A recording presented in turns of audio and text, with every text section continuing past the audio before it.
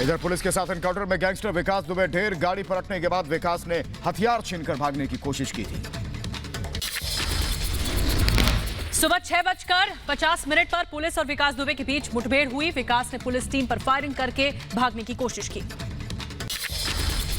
Kanpur toll पार करने के बाद 25 किलोमीटर दूर विकास को ले जा रही एसटीएफ की गाड़ी हादसे का शिकार हुई। गाड़ी पलट गई थी। विकास दुबे को 4 गोलियां लगी, सीने में 3 और हाथ में 1 गोली। एसटीएफ के कमांडो ने विकास को ढेर किया। एनकाउंटर को लेकर पुलिस का बयान। का गाड़ी पलटने के बाद विकास दुबे ने पिस्टल छीनकर भागने की कोशिश की थी। पुलिस ने विकास को सरेंडर कराने की कोशिश भी की थी। एनकाउंटर की जगह पर सबसे पहले पहुंचा रिपब्लिक भारत। पुलिस और फोरेंसिक की टीम जांच में जुटी हुई है। कानपुर में एनकाउंटर स्थल पर पहुंची फोरेंसिक टीम ने गाड़ी और आसपास के इलाके में सैंपल लिए। एनकाउंटर स्थल पर विकास दुबे का जूता और बैग मिले हैं। फोरेंसिक टीम अपने साथ चीजों को जांच के लिए लेकर गई। फोरेंसिक टीम की जांच के बाद हादसे के शिकार हुई गाड़ी को घटनास्थल से क्रेन की मदद से हटाया गया। पूरे इलाके को सील किया गया। यूपी के एडीजी लॉ एंड ऑर्डर का एनकाउंटर पर बयान। विकास को आत्मसमर्पण के लिए कहा गया था, लेकिन विकास ने पुलिस पर फायरिंग कर दी। 3 सब इंस्पेक्टर, 1 कांस्टेबल और 2 एसटीएफ कमांडो घायल भी हुए। कानपुर मुठभेड़ के कुल 21 अभियुक्त नामजद थे और 60 से 70 अन्य अभियुक्त थे। अब तक 3 लोग गिरफ्तार हुए, 6 मारे गए हैं और 120 बी के अंदर 7 लोगों को गिरफ्तार करके जेल भेजा गया। एडीजी ने जानकारी दी। एनकाउंटर में घायल पुलिसकर्मियों को इलाज के लिए लाला लाजपत राय अस्पताल में भर्ती कराया गया। मुठभेड़ में 4 पुलिसकर्मी घायल हुए हैं। विकास दुबे के शव को पोस्टमार्टम के लिए ले जाया गया। पोस्टमार्टम से पहले शव का कोविड टेस्ट भी किया गया। विकास की रिपोर्ट नेगेटिव आई। वहीं कानपुर में विकास दुबे के बिकरू गांव के पंचायत घर में पुलिस को छापेमारी के दौरान मिले देसी बम। पुलिस की टीम लगातार गांव में जांच कर रही है। विकास की मां सरला देवी ने कानपुर जाने से किया इनकार। विकास के शव को देखने से मना किया। गैंगस्टर विकास दुबे के एनकाउंटर पर शहीद पुलिस वालों ने परिजनों ने खुशी जताई है। सीओ देवेंद्र मिश्रा के भाई राजीव मिश्रा ने कहा कि सीएम योगी आदित्यनाथ के कुशल नेतृत्व का धन्यवाद भी उन्होंने दिया। गैंगस्टर विकास दुबे के एनकाउंटर से कानपुर में जश्न। शिवली गांव के लोगों ने मिठाइयां बांटी, पुलिस वालों का स्वागत किया। विकास दुबे के एनकाउंटर पर तहसीन पूनावाला ने मानवाधिकार आयोग से की शिकायत। पुलिस की थ्योरी पर सवाल उठाए गए। समाजवादी पार्टी के अध्यक्ष और यूपी के पूर्व सीएम अखिलेश यादव ने विकास दुबे के एनकाउंटर पर सवाल उठाए। कहा कार पलटी नहीं, सरकार पलटने से बचाएगी। विकास दुबे के एनकाउंटर पर कांग्रेस की राजनीति प्रियंका गांधी ने ट्वीट करके लिखा, अपराधी को अंत हो गया, अपराध और उसको संरक्षण देने वाले लोगों का क्या होगा। विकास दुबे के एनकाउंटर पर कांग्रेस नेता दिग्विजय सिंह के सवाल। कहा विकास को हथकड़ी क्यों नहीं लगाई। मामले में तीनों एनकाउंटर एक जैसे हैं।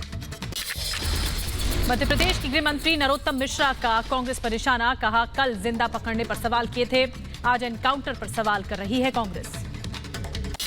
बीएसपी सुप्रीमो मायावती ने एनकाउंटर की सुप्रीम कोर्ट की निगरानी में जांच की मांग की है। कहा जांच से शहीद पुलिसकर्मियों के परिवार को सही इंसाफ मिलेगा। विकास दुबे के एनकाउंटर पर स्वामी रामदेव का ट्वीट। लिखा, विकास दुबे जैसे लोगों का अंत होना चाहिए। राजनीति और अपराधी के गठजोड़ की शेष गंदगी भी ऐसे ही साफ होनी चाहिए। एनकाउंटर पर उठे सवालों के बीच एनकाउंटर स्पेशलिस्ट प्रदीप शर्मा ने पुलिस का समर्थन किया। कहा जब पुलिस कोई अच्छा काम करती है तो कुछ लोग सवाल खड़े करते हैं। दिल्ली में प्रधानमंत्री मोदी ने वीडियो कॉन्फ्रेंसिंग के जरिए एमपी के रीवा में स्थापित 750 मेगावाट की सौर परियोजना राष्ट्र को समर्पित की है। सीएम शिवराज सिंह चौहान समेत कई मंत्री शामिल हुए।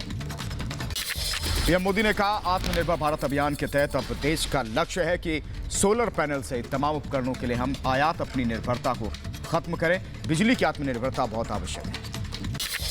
हिमाचल प्रदेश के धर्मशाला में तिब्बती लोगों ने चीन के खिलाफ प्रदर्शन किया। चीनी सामान बहिष्कार करने की मांग की गई। चीन के स्पेस मिशन को बड़ा झटका लगा। चीन का कुआओचाओ 11 कैरियर रॉकेट फेल हो गया। जम्मू कश्मीर के पुंछ में सुरक्षा बलों ने चलाया सर्च ऑपरेशन। कुछ संदिग्ध लोग दिखने के बाद से अलर्ट है सुरक्षा बल। जम्मू कश्मीर के राजौरी जिले के नौशेरा सेक्टर में पाकिस्तानी गोलीबारी में सेना के हवलदार शहीद हो गए। गोलीबारी में घायल होने के बाद इलाज के दौरान ही वो शहीद हुए। देश में कोरोना मरीजों का आंकड़ा पहुंचा 7,93,802। अब तक 21,604 लोगों की मौत हो चुकी है। देश में पिछले 24 घंटे में 26,506 नए केस आए। एक दिन में कोरोना से 475 लोगों की मौत हुई। वहीं महाराष्ट्र में पुलिस वालों पर कोरोना का कहर है। पिछले 48 घंटे में 222 नए पुलिस वाले कोरोना से संक्रमित हैं, 3 की गई जान। बिहार में कोरोना मरीजों की संख्या में बढ़ोतरी हो गई। 352 नए केस सामने आए। कोरोना संक्रमितों का आंकड़ा 14,330 पहुंच चुका है। बीएसएफ जवानों पर कोरोना का कहर है। 26 और जवानों में कोरोना की पुष्टि हुई है। एक्टिव केस की संख्या 121 हुई। उड़ीसा में कोरोना के 755 नए केस सामने आए। संक्रमित लोगों का आंकड़ा 7,000 को पार कर गया है। अब तक 56 लोगों की कोरोना से जान गई। नागालैंड में कोरोना संक्रमण के 36 नए मामले आए सामने। 732 पहुंची संक्रमितों की तादाद। राजस्थान में कोरोना के 115 नए केस सामने आए। प्रदेश में कोरोना मरीजों की संख्या पहुंची है 22,678। अब तक कोरोना से 495 लोगों की मौत। आंध्र प्रदेश में पिछले 24 घंटे में कोरोना वायरस के 1,608 नए मामले सामने आए। 15 लोगों ने दम तोड़ा। राज्य में कोरोना वायरस पॉजिटिव मामलों की कुल संख्या 25,422 हो गई। महाराष्ट्र में पुणे और पिंपरी चिचवड में 13 जुलाई से संपूर्ण लॉकडाउन। कोरोना के बढ़ते संक्रमण को देखते हुए सरकार का फैसला। वहीं यूपी में सार्वजनिक स्थानों पर मास्क न पहनने पर जुर्माना बढ़ाया गया। 100 की जगह 500 रुपए का भरना होगा जुर्माना। केंद्रीय स्वास्थ्य मंत्री हर्षवर्धन का बयान। का देश में रोजाना करीब 2,70,000 टेस्ट किए जा रहे हैं। देश में कम्युनिटी ट्रांसमिशन नहीं हुआ है। यूपी के मुरादाबाद में लॉकडाउन के पहले सब्जी मंडी में लोगों की भारी भीड़ देखने को मिली। आज रात 10 बजे से यूपी में 3 दिन का लॉकडाउन है। पटना में कोरोना के बढ़ते मामलों को देखते हुए 1 हफ्ते के लिए लॉकडाउन लगाया गया है। लोगों की आवाजाही पर पुलिस की पैनी नजर। वहीं महाराष्ट्र के औरंगाबाद में लगाया गया 9 दिन का जनता कर्फ्यू। कोरोना के बढ़ते मामलों को देखते हुए प्रशासन ने लिया फैसला। कोलकाता में कंटेनमेंट जोन का पुलिस कमिश्नर ने दौरा किया। कोरोना के बढ़ते मामलों को देखते हुए पुलिस प्रशासन सतर्क है। वहीं पश्चिम बंगाल के बैरकपुर में भी पुलिस कमिश्नर ने कंटेनमेंट जोन का दौरा किया। पुलिस कर्मियों को लोगों की आवाजाही पर पैनी नजर बनाए रखने का निर्देश है। अंबाला में कोरोना के बढ़ते मामलों को देखते हुए प्रशासन अलर्ट पर। कपड़ा मार्केट को 2 दिन के लिए बंद किया गया। देश के अलग अलग हिस्सों से दिल्ली वापस लौट रहे हैं प्रवासी मजदूर। नई दिल्ली रेलवे स्टेशन पर रोजाना सैकड़ों की संख्या में लौट रहे हैं मजदूर। केरल के त्रिवेंद्रम में कंटेनमेंट जोन में रह रहे लोगों का प्रदर्शन। प्रशासन पर लगाया लापरवाही का आरोप। कोरोना के चलते जिम बंद होने से चेन्नई के जिम मालिक परेशान है। फिटनेस ट्रेनर और स्टाफ को आर्थिक परेशानी से जूझना पड़ रहा है।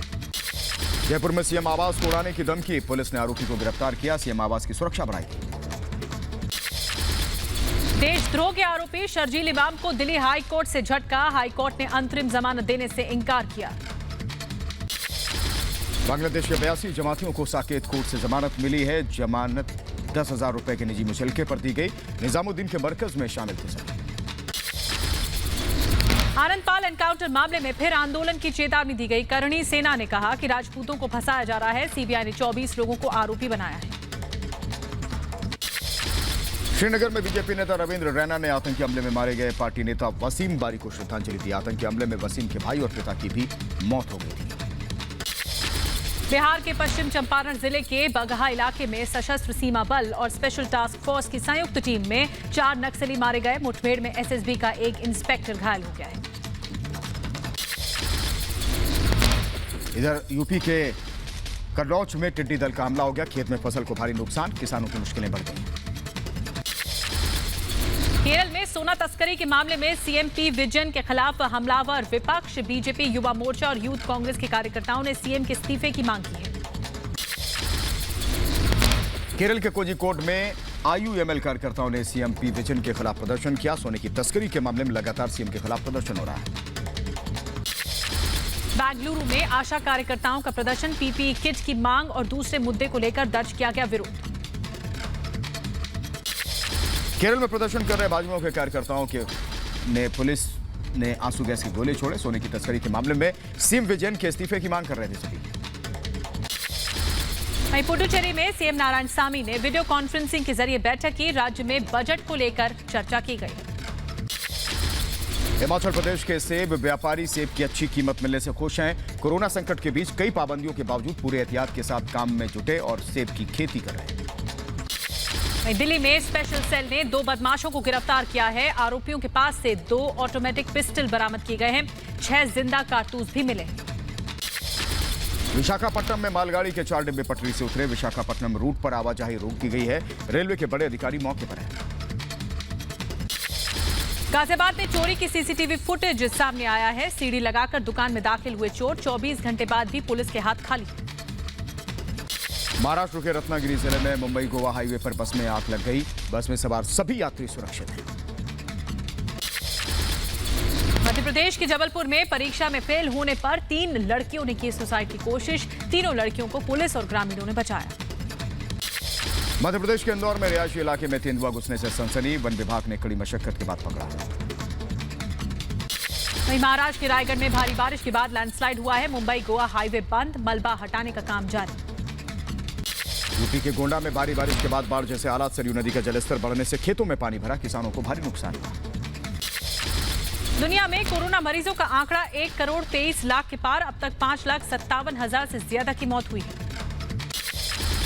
अमेरिका में कोरोना मरीजों का आंकड़ा 32 लाख को पार कर गया है। अब तक 1,35,000 लोगों की जान गई। वहीं ब्राजील में कोरोना मरीजों का आंकड़ा पहुंचा 17 लाख के पार। 69,000 से ज्यादा लोगों की मौत हुई है। रूस में कोरोना मरीजों का आंकड़ा 7 लाख के पार पहुंच चुका है। अब तक करीब 11,000 लोगों की मौत हुई है। पेरू में 24 घंटे में मिले 3500 से ज्यादा कोरोना मरीज। अब तक 11,000 से ज्यादा लोगों की मौत हो चुकी है। नेपाल के पीएम केपी ओली की कुर्सी पर अब 1 हफ्ते बाद होगा फैसला। कम्युनिस्ट पार्टी की बैठक करी। केन्या की राजधानी नैरोबी में बंदर के हमले से 4थी मंजिल से गिरकर एक शख्स घायल हो गया। घायल शख्स ने वन विभाग से मुआवजे की मांग की। नेपाल के सिंधुपाल चौक में बाढ़ का कहर है। पानी में कई मकान बह गए।